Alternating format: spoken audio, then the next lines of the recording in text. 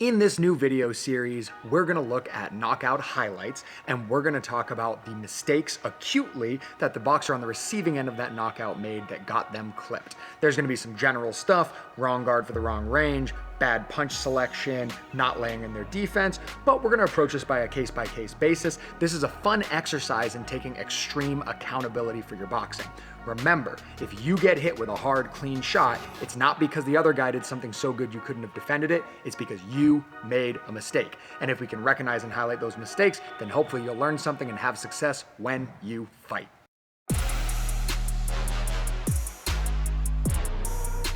In this first fight right here, you can immediately see we have Southpaw v Southpaw, which is rare.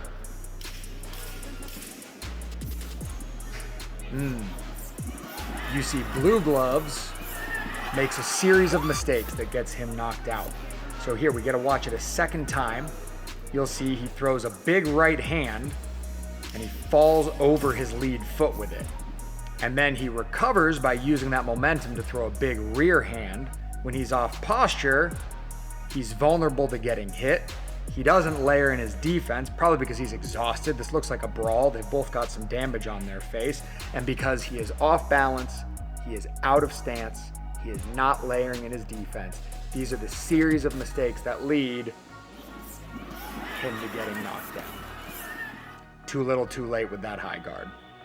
In our next clip, we have an open exchange. That's always the first thing you're looking for. Who's Southpaw, who's Orthodox? Right off the bat, we've got Blue Shorts over here is on the ropes. He doesn't have his hands at his face and he's square.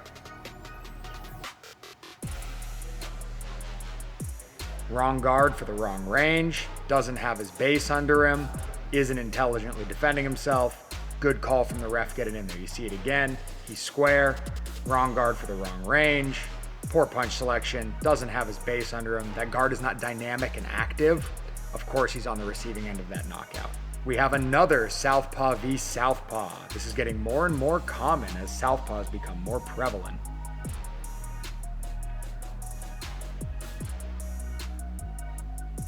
You can see right off the bat, as red corner, Purple Trunks, moves in, every time he attacks, every time he jabs, blue corner with the yellow gloves leans all the way back. He puts all his weight on his back foot and he stands up tall. I don't know how this plays out, but I can see the Fairtex gloves. He might be a Muay Thai fighter. Those look like Muay Thai habits in a defensive position where he's getting ready to shield with his lead shin. Unfortunately, in boxing, that'll get you in trouble. Beautiful.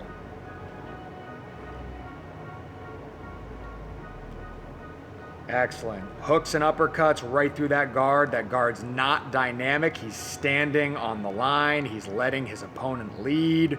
Those are the mistakes that got him in trouble. Good. Our next fight here is a closed exchange, Orthodox v Orthodox. Lots of hand playing here, lots of parrying. Parrying is the riskiest defense. It's the easiest to see. It leaves you down a hand, and it leaves you without traffic to protect your face. Lots of parrying from Black Gloves. Yep. And then he lunges in, he gathers his feet, he doesn't clear that cross lane, and he runs into the cross. Lunges in, gathers his feet, doesn't clear the cross lane, gets clobbered. You gotta remember, if you're in the cross lane, you either need to be in a position to immediately move your head or move your feet, or you need to obstruct. You need to layer in that defense so that you're not just there to get hit with the right hand. You can't have no base and no defense to protect you. Good, our next match is another open exchange. We've got Southpaw in blue and an Orthodox fighter in white.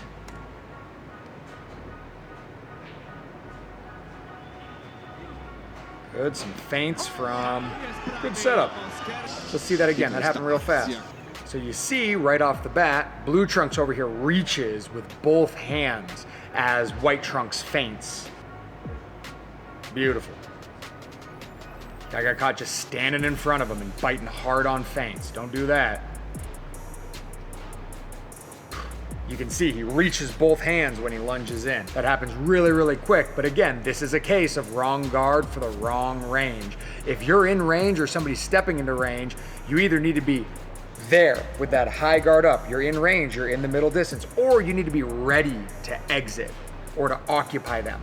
My old coach, Bob Miller, used to say, you are always either getting in, getting out, or getting off, which means you're always either getting through somebody, getting away from somebody, or you're the one on offense in exchange range.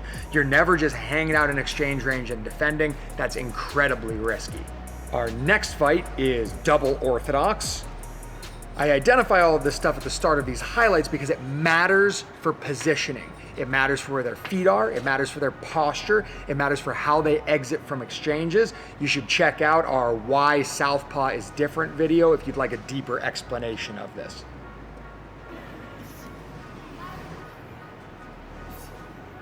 Good. We got blue trunks breaking posture a lot, but we've also got black trunks standing in front of them. There you go. Same thing that happened before. We talk about not creating traffic, having the wrong guard for the wrong range. Right here, black trunks is standing in the cross lane with nothing obstructing the path of that shot. So you should expect the cross. And that's a gnarly knockout.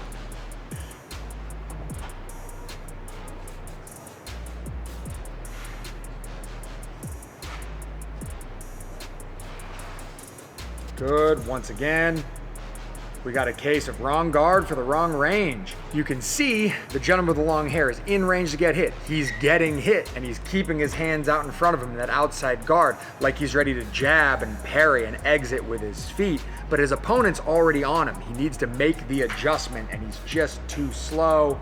He gets knocked off base and continues to try to fight instead of tie up or find an exit, and that ends up being his undoing. Good, our next fight is a double orthodox, a closed exchange. Nice traditional matchup here. Right off the bat, just where I paused it, you can see that red trunks has his feet together and has his high guard up walking into range, but he's not in proper posture to use that high guard. His body's just sitting there open, his elbows are sticking out. And you can see white gloves is just doing exactly what you're supposed to do. He's obstructing his vision. He's thinking about those hooks and uppercuts. Haha, got him anyway. That's great. So cool. So right at the start of this is always fun. My initial response, the eye test, I was like, oh, the guy in red gloves is making mistakes here. The guy in white gloves looks more comfortable. But on a second walkthrough, you can see the gentleman with the white gloves doesn't dress up his entry. He just lunges straight in. There's no feint. He puts himself right in the cross lane. And I know that that's kind of my rule too for throwing that overhand right that he got caught with, is I throw that overhand right when somebody steps to me as they jab, without changing head slots, without being defensive. If you step to me with a jab, I'm gonna try to arc that overhand right over the top. And that's the exact same thing that happens here. White glove steps in without getting his head offline, boom, and runs right into that right hand. Good work. Good proof. I always tell my guys, you don't need to be perfect to box. You just need to be more perfect than the guy you're fighting. Good. Our next clip here, closed exchange, double orthodox. Well, hello everyone. Good. Nice active guard from our taller fighter here. Good active footwork from our gentleman in the white trunks. I don't like the way that our tall boy is reaching. Doesn't matter though. So let's see what went wrong here. He hits the ropes. He still has his hands down as he circles. He doesn't choose to circle out to the open side. That might be smart, getting away from the guy's power side hand, but he's circling himself right into the corner. He moves into the corner. His hands are at his hips. His opponent steps in and he blocks the three, and then he's just sitting there with his center line exposed for that follow-up right hand. Again, you need to think, you need to remember, the same way that you attack round and linear, you need to expect your opponent to attack round and linear, and you need to defend accordingly. If you just got hit by a 3, you need to be ready to protect your center line, whether that's by blocking or whether that's by slipping. You've got lots of options here, but you can't get caught letting those defenses get spread thin and then leaving them there. Good, another closed exchange. Both guys look pretty reactive right now. Beautiful work. All right, what happened there?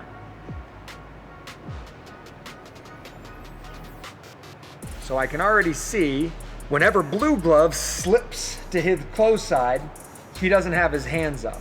All right, and you gotta remember, when you slip into the cross lane, you need to obstruct the path of the cross. You can see red feints, and again, blue drops his left hand when he feints, and he exits. Yep, and then good half beat from red. Red immediately springs into action, catches him as he tries to settle back into his stance, and there's that big right hand, taking advantage of that low left hand from blue. All right. Oh, Macaboo, yeah. This is the cruiserweight that was supposed to fight Canelo a while ago. I heard he just lost. Let's see what happened. Right off the bat, very, very poor posture in almost all of these exchanges. He's a southpaw. He should know better than to let his head hang in like that. Guys can frame on you and hit you with their power side hand. Goodness, let's see that again.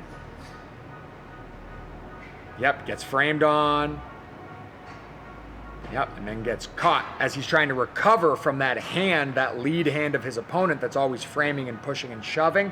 All right, he lets his hands get away from him. He hangs out in the cross lane, and he gets clipped with that big right hand. Yep, frame. Frame. Frame. Yep. I like that they show us, beautiful, the thing that set the table is Macaboo is breaking posture to break contact with that frame from the lead hand of his opponent, and in doing so, he ends up vulnerable in their cross lane. This next exchange looks like orthodox.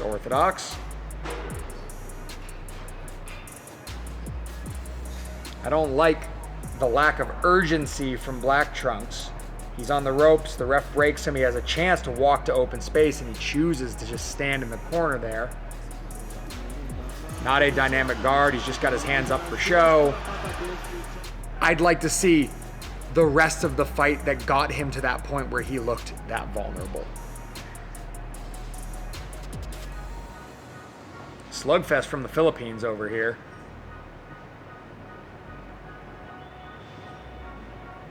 Yep. He's reaching to tie up, and that's getting him in trouble. Remember, you make contact first, and then you clinch. You can't reach through punching space to try to clinch somebody. Then you're just down 2 hands getting teed off on. And that seems to be exactly what happens here. Good ref getting in there quick.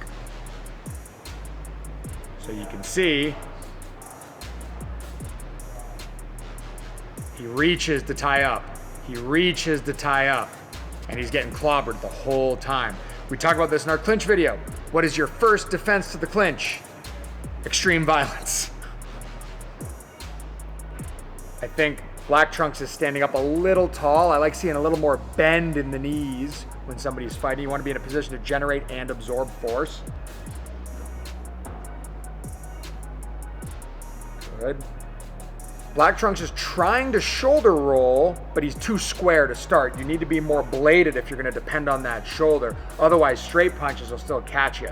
You'll be able to block the hooks, but you won't be able to block the straights as well. Nice. White Trunks falls through. Good job. Yep. White Trunks over here cutting the angle on himself. He falls right past Black Trunks, and Black Trunks does exactly what you're supposed to do. He attacks center line first, and he gets the win. That was spectacular. Good. Another open exchange, Southpaw orthodox. Another situation where I would like to see the lead up to this. But again, it just looks like Blue Trunks got stuck. He breaks posture, boom, loses sight of his opponent, tries to fight his way out, drops his hand as he does so. His opponent's already punching. He already has the initiative.